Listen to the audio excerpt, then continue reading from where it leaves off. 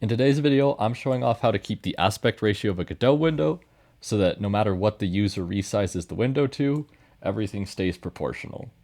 And this is important so that no matter what device or size the user is playing on, the game will always work.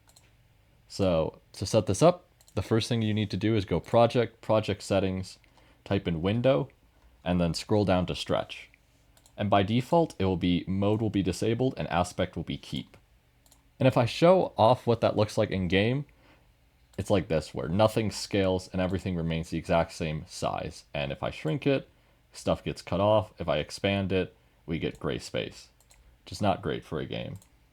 So if you set Project Settings window, you set this to canvas items, this means that the canvas items themselves will grow or shrink to match the screen resolution, and expand, make sure it does it in both directions instead of just being height and keeping width.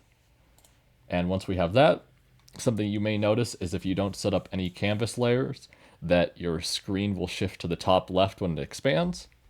And to fix that, create a canvas layer, and then you don't need to do anything with that. Then add a control node, and anything in your control node, under it, as long as you set the anchor preset to whatever you want, will be anchored to that part of the screen. So for example, my background, my filler, and all my buttons are anchored to the center, which means when I shrink or expand the screen, it all stays in the center. However, my hand area is anchored to the center bottom.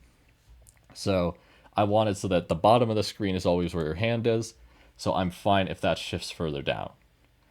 And however, there's a bunch of different options you could use, and whatever suits your game best. Maybe you have a joystick and you always want in the bottom left-hand corner. That is fine too. And one thing I want to clarify is that even if it's anchored to a certain spot like the center, it doesn't mean it has to be exactly there. So this holding button I have is anchored to the center because it's on this control. However, it's not directly in the center of my screen. So it's just that the holding button will always be about 100 wide down from the center of the screen. Whereas if I go to the hand area, this will always be about 50 up from the center bottom of the screen.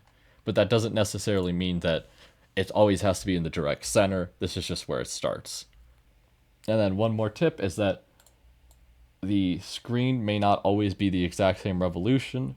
So I'd like to add a little background in if your game is 2D and not 3D, just in case they have a really tall or really wide screen so that it doesn't become gray.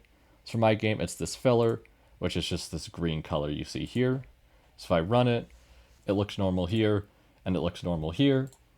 However, if I was playing on a really wide screen for whatever reason, like this, it would still look fine. Alright, that's all I wanted to show off in today's video. I know it was short, but if you wanted to see a video on EOS turn-based multiplayer, which is what this game is here, click on this video here. And until next time, see ya.